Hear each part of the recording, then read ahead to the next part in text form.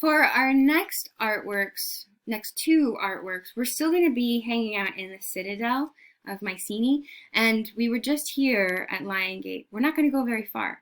We're just go up the ramp and then right here. Do you see this little circle? We're going to go hang out right there. Now, I do want you to remember that the original walls of the Citadel were right here, and this would have been a long pathway up to the Citadel and the gates.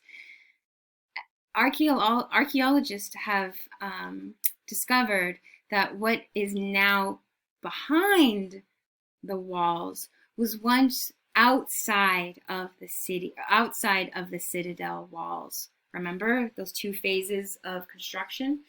And this circular site here is much older than this wall structure here. So this circular structure was probably built at the same time when the Citadel was way up here, and therefore it was not inside of the Citadel walls, but outside of the walls. Why does this matter? Because it's a grave site. It's a circular walled grave site, and inside we have found 4 shaft graves. Remember a shaft grave? Remember we were looking at the mastabas? The shaft grave is just digging a long pit and then the dead is placed at the bottom. So in the circular grave, we found circular cemetery, we found 4 shaft graves, 2 men, 2 women. And where am I trying to go? It's referred to as Grave Circle A. Archaeologists call it Grave Circle A. Inside of, not 4 shafts, I'm so sorry, 6 shafts. 6 shafts, 3 men, 3 women, not 4 shafts. Inside of Grave Circle A, what we found are the tombs, the buried dead of what we think to have been kings and queens of Mycenae. The reason is because they were buried with extravagant, expensive luxuries and pomp and circumstance. The women all were buried with really expensive because of the materials and how exotic the materials are to the location. So they had to have been imported from far. And the men are outfitted with a really elaborate, finely crafted weapons. We're going to go look at some of these artifacts. This is just to help you understand the circle, and then the graves are buried deep down in there. There you go. Oh, by the way, if and when you ever do get to Greece, you can visit this site. It is it's open to tourism. So I believe you have to make your tickets in advance, but it is open. Okay, so here's our first artwork from Grave Circle A. Title, Funerary Mask. And it is made of gold.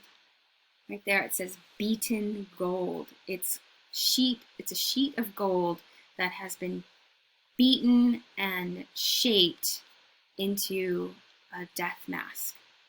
This death mask was found on one of the men buried in Grave Circle A, along with some very elaborate decorative weapons. The men, 3 men, in fact, were all buried with these decorative masks. Here are the other 2. Look at that. Aren't they fantastic? So these gold masks lined the faces of the men.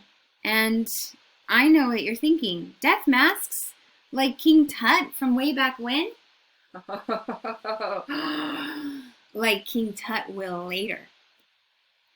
These were found before King Tut was ever alive. So the death masks here, very similar to what we saw in King Tut, it would have rested on the figure itself, and the ears would have wrapped around and covered the ears. But these are pre-King Tut. Let's go back to this guy. He's the one that we talk about the most, but oh, in comparison to the others, they all have very distinctive features, don't they? I mean, they're kind of generic, like eyes, nose, mouth, but then if you look at them together, this guy looks like he's bald and a little bit rounder of a head.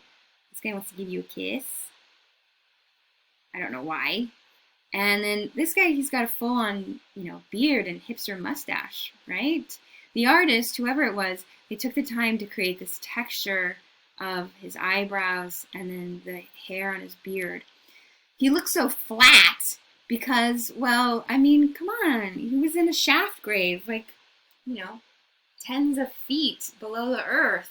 And so after a long time, the weight of the earth is going to crush the body and split the mask. The technique used to make this mask is repousser. It's a French word. Obviously, the French didn't invent it, but we're going to use the French word because it's the most common word for this type of technique. Repousser, formed in relief by beating a metal plate from the back, leaving the impression on the front. The metal sheet is hammered into a hollow mold of wood or stone and then finished with a graver. What? Miss Cortez, what are you talking about? I don't get it. Okay. I don't have a repousser to work with here, so I'm just going to gather some stuff from my library and then see if I can demonstrate it for you. Just one moment. Here. Let's just say that this is our hollow mold. It's not, it's a bowl. But let's just pretend that this is a mold that I have carved in here, a shape that I want to then replicate in a thin sheet of metal. This piece of paper here. So this thin sheet of paper is my thin sheet of gold. I'm going to push it down and then